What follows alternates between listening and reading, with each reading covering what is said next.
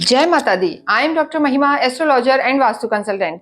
स्वागत है आप सबका हमारे साथ इस खास वीडियो में, जिसमें हम बात करेंगे वीकली राशिफल की, साप्ताहिक राशिफल, जहां पर हम आपको बताएंगे 12 मई से लेकर और 18 मई तक स्पेशली लिब्रंस के लिए, तुला राशि के लिए कैसा रहने वाला है ये पूरा ही हफ्ता आपके लिए। देखिए, ये हफ्ता सभी राशियों के लिए बहुत खास होने वाला है, क्योंकि इसमें 5-5 ग्रह, 4-4 ग्रह हम कहेंगे अपना स्थान परिवर्तन करेंगे, राशि परिवर्तन करेंगे। वैसे हम जानते हैं कि चंद्रमा तो हर 2.25 दिन में अपना स्थान परिवर्तन करते हैं।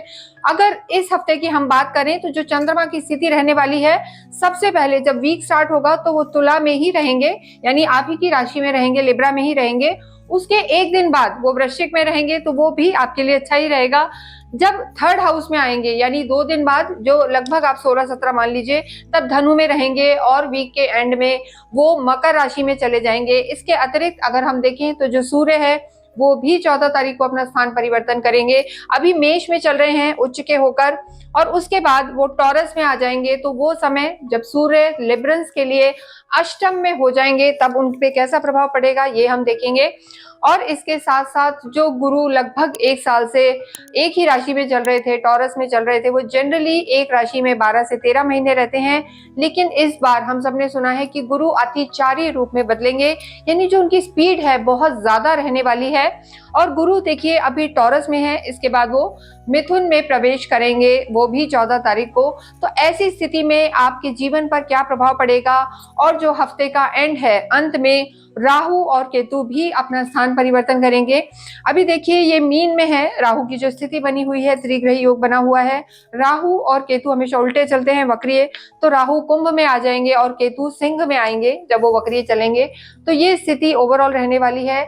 इससे आपके जीवन पर क्या प्रभाव पड़ेगा, आपके करियर पर, आपकी लव लाइफ पर, ये सब हम देखेंगे। देखिए, अगर हम तुला राशि के लिए बात करें तो इनका जो 6th हाउस है, यहाँ पर राहु शनि शुक्र त्रिग्रही योग बना रहे हैं। 7th हाउस में आपके जो हफ्ता शुरू होगा, सूर्य और बुध यहाँ पर हैं, और इसके साथ ही गुरु की जो स्थिति है हम कहेंगे आपके अष्टम में है, मंगल नीच के होकर आपके कर्म क्षेत्र में है, और 12th हाउस में केतु है। तो इन सब चीजों का प्रभाव आपके जीवन पर क्या प्रभाव पड़ेगा, सबसे पहले हम देखेंगे यहाँ पर आपके स्वास्थ्य का हाल, स्वास्थ्य कैसा रहने वाला है। जैसे मैंने आपको बताया कि जब भी वीक स्टार्ट होगा तो चंद्रमा आप ही की राशि में होंगे। तो ओवरऑल अगर हम चंद्रमा के हिसाब से अगर आपका वीकली प्रेडिक्शन देखें तो चीजें, आपका जो हफ्ता शुरू होगा यानी 12th को, आपकी चीजें अच्छी रहने वाली हैं। लेकिन अभी आपके जो हम कहेंगे राहु शनि और शुक्र, देखिए 3 ग्रह आपके त्रिक भाव में है, यानी छठे भाव में है। गुरु भी आपके त्रिक भाव में है और केतु भी, यानी 5 ग्रह तुला राशि वालों के लिए त्रिक भाव में चल रहे हैं। जो भी, जैसे हमने आपको बताया, छठा, 8वां, 12वां जो हाउस होता है उसे बहुत शुभ नहीं माना जाता है, बहुत शुभ नहीं मानते हैं। तो ऐसी स्थिति में आपको, जिन लोगों को थायराइड है, शुगर है, बीपी की समस्या है, कोई भी क्रॉनिक डिजीज, या जो लंबे समय से आपको कोई भी बीमारी चल रही है, उसमें आपको बहुत ज्यादा केयरफुल होने की जरूरत है, सतर्कता बरतने की जरूरत है। अपनी दवाइयों को आप मिस ना करें। और इसके साथ साथ थोड़ा सा मानसिक तनाव भी इस हफ्ते में यहाँ पर नजर आ रहा है। देखिए, बाद में जो राहु और केतु की स्थिति है वो बदल जाएंगे। और एक और चीज होगी कि सूर्य भी 14 तारीख को आपके अष्टम में आ जाएंगे, यानी 6 ग्रह तुला राशि वालों के लिए इस समय जो है इनके त्रिक भाव में चल रहे हैं। तो स्वास्थ्य का तो आपको ध्यान रखने की जरूरत है।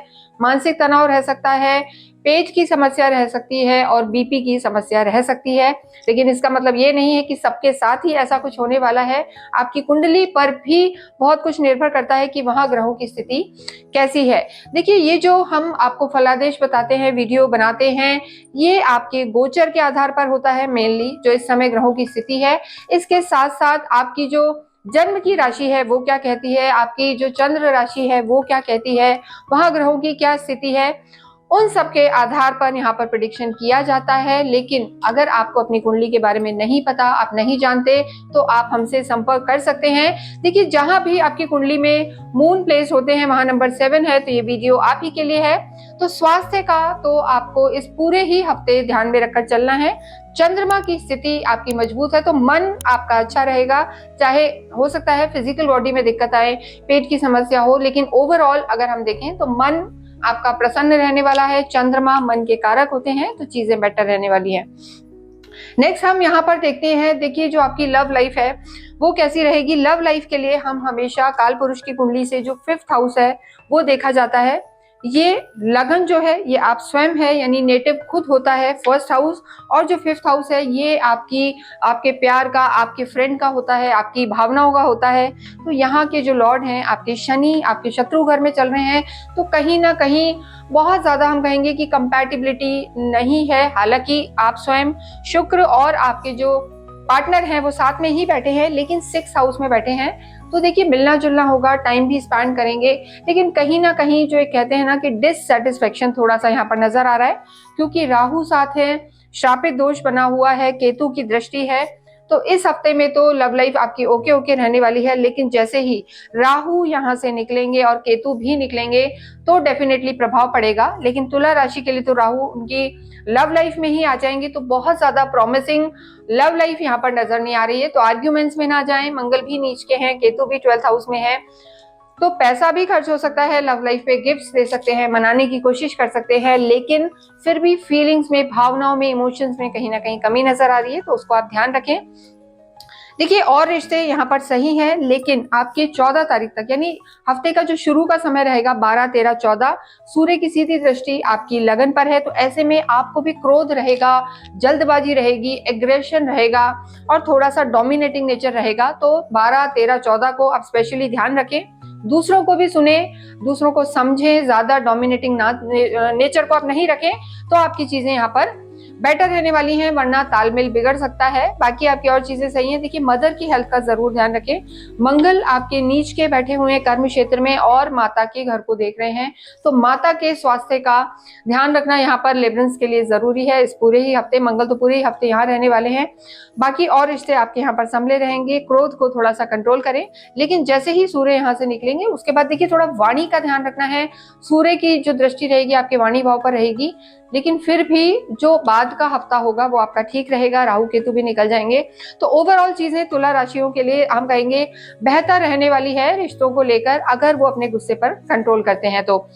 नेक्स्ट हम बात करेंगे आपके वैवाहिक जीवन की। देखिए वैवाहिक जीवन में तो सूर्य ही आपके उच्च के होकर बैठे हैं हफ्ते के शुरुआत में 3 दिन, तो ऐसे में जब भी सूर्य 7th हाउस में आते हैं तो कहीं ना कहीं ये भी कहा जाता है कि द्विभार्या योग बना देते हैं, यानी डबल रिश्ते हो जाते हैं। जिनकी खुद की कुंडली में सूर्य 7th हाउस में है, कहीं ना कहीं मैरिड लाइफ में दिक्कत रहती है, एक ना एक, यानी एक कोई भी हम कहेंगे चाहे हस्बैंड या वाइफ, स्पाउस डोमिनेटिंग रह सकते हैं।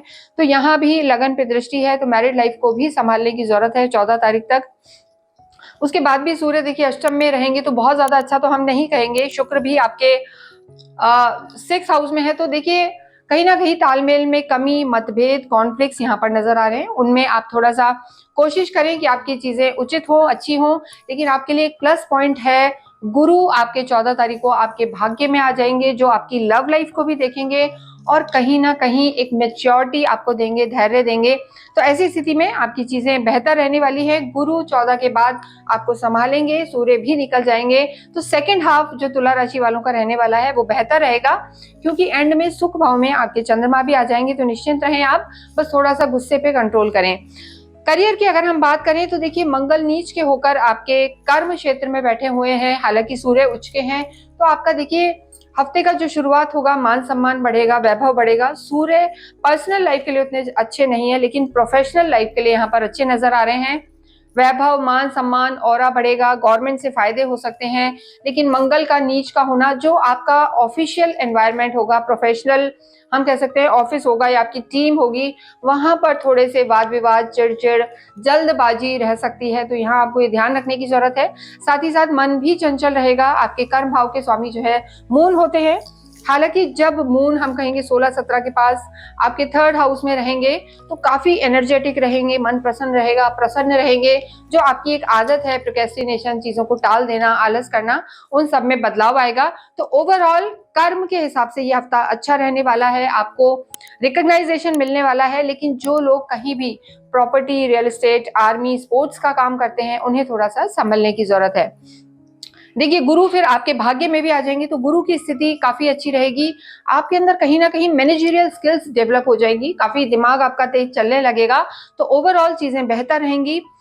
नेक्स्ट हम बात करते हैं विद्यार्थियों की। देखिए विद्यार्थियों के लिए जो आपके लॉर्ड हैं पंचम भाव से हम देखते हैं शनि ही है और शनि देखिए 6 हाउस में, यानी चंद्रमा से छठे घर में, कोई बहुत बुरा नहीं माना जाता है, लेकिन फिर भी थोड़ा सा कहते हैं ना, शनि मतलब शनि शनि यानी स्लो डाउन रह सकता है। और जो चंद्रमा की स्थिति है, मंगल की स्थिति है, तो थोड़े से आप आलस, मन के अधीन हो सकते हैं, यानी मन कहेगा भी नहीं पढ़ेंगे, सो जाते हैं या घूमने चले जाते हैं, ऐसी चीजें रह सकती हैं। तो थोड़ा सा बुद्धि से चले, कहते हैं ना कि दिल से ऊपर दिमाग दिया गया है, तो थोड़ा सा दिमाग का इस्तेमाल ज्यादा करें तुला राशि वाले, तो आपके रिजल्ट्स जितने भी विद्यार्थी हैं उनके अच्छे रहने वाले हैं। लेकिन यहाँ पर एक अच्छी चीज है, जो लोग बाहर रह के पढ़ना चाहते हैं, फॉरेन में जाके स्टडीज करना चाहते हैं, डिस्टेंस एजुकेशन में जाना चाहते हैं, तो उनके लिए समय अच्छा है। पीआर वगैरह के लिए समय अच्छा है। धन की स्थिति जरूर थोड़ा सा अटका सकती है अगर आप कहीं बाहर जाना चाहते हैं, क्योंकि धन के स्वामी मंगल हैं तो वो नीच के चल रहे हैं। बाकी ओवरऑल चीजें यहाँ पर आपकी एक बैलेंसिंग, हम 50-50 स्थिति कह सकते हैं विद्यार्थियों के लिए। अध्यात्म की हम बात करें तो देखिए, आध्यात्मिक होते हैं आप, लेकिन गुरु अभी अष्टम में है, तो नॉलेज तो आपकी बढ़ने वाली है इस हफ्ते। शास्त्रों के प्रति रुचि, ज्ञान के प्रति, अकल्ट जैसे हमने आपको पहले भी कहा, लेकिन उसके बाद गुरु आपके भाग्य में आ जाएंगे और वो आपके लिए और भी अच्छा है, क्योंकि ये गुरु का स्थान ही होता है, कारक यहाँ पर हो जाते हैं, ये धर्म त्रिकोण का स्थान है। तो गुरु पहले भी अगर मैं कहूँ 14, 12, 13, 14 पूरे ही हफ्ते आपको ज्ञान देने वाले होंगे, और यहाँ पर आप उस ज्ञान को इम्प्लीमेंट कर पाएंगे, वो ज्ञान आपका नजर आएगा, या आप आध्यात्मिक ज्यादा होंगे, ये बिल्कुल पक्की बात है। धार्मिक यात्राएं भी होंगी, और गुरु का यहाँ आना आपके भाग्य को भी बढ़ाएगा। तो तुला राशि वालों के लिए अगर हम देखें ओवरऑल, तो सेकेंड हाफ जो आपका रहने वाला है वो आपका भाग्य भी साथ देगा। देखिए, बुध भी आपके जो भाग्येश हैं, इस समय बुध आदित्य योग आपका बना हुआ है, तो ओवरऑल भाग्य का हम कहेंगे, भाग्येश का आपके केंद्र में होना, 7th हाउस में होना, एक इंटेलेक्ट जगाएगा, आपका बिजनेस सेंस देगा, और यहाँ पर आपको धन से भी लाभ हो सकता है। तो बुध की स्थिति आपके लिए अच्छी है। ओवरऑल अगर हम देखें तो तुला राशि वालों का समय अच्छा रहने वाला है। बस इनको अपने स्वास्थ्य का ध्यान रखने की जरूरत है, इसके साथ साथ थोड़ा सा अपनी बोली का भी ध्यान रखें, तो चीजें आपके लिए बेटर रहने वाली है। पूरे ही हफ्ते आपको कुंजी का स्रोत का पाठ करना चाहिए, देवी की पूजाएं करनी चाहिए, जो भी आपको अच्छा लगे। और इसके साथ साथ फ्राइडे के दिन छोटी छोटी कन्याओं को आपको कोई भी फल या मिठाई आप उनको बांट सकते हैं। कई क्लाइंट्स हमारे बाहर रहते हैं, वो हमें कहते हैं, तो आप डेफिनेटली उनको कोई चॉकलेट्स बांट सकते हैं, आइसक्रीम खिला सकते हैं, ये भी पॉसिबल है। इसके अतिरिक्त आप डेली हनुमान चालीसा भी करें, बजरंग बाण भी करें, क्योंकि मंगल की स्थिति यहाँ पर अच्छी नहीं है, जो आपके सुख भाव को देख रहा है। लग्जरी और सब कुछ होते हुए भी घर में थोड़ा सा जो हम कहेंगे मन मुटाव चल रहा है, तो वो चीजें आपकी बेहतर होंगी। इसके अतिरिक्त अगर आपकी कोई क्वेरी है तो आप हमसे संपर्क कर सकते हैं। कमेंट बॉक्स में अवश्य ही ओम शुभ शुक्राय नमः लिखें, और साथ ही अगर किसी भी मीटिंग या एग्जाम के लिए जा रहे हैं तो थोड़ा सा दही चीनी खाकर जरूर जाएं। इसके साथ ही इस वीडियो को हम यही विराम देते हैं। Thank you.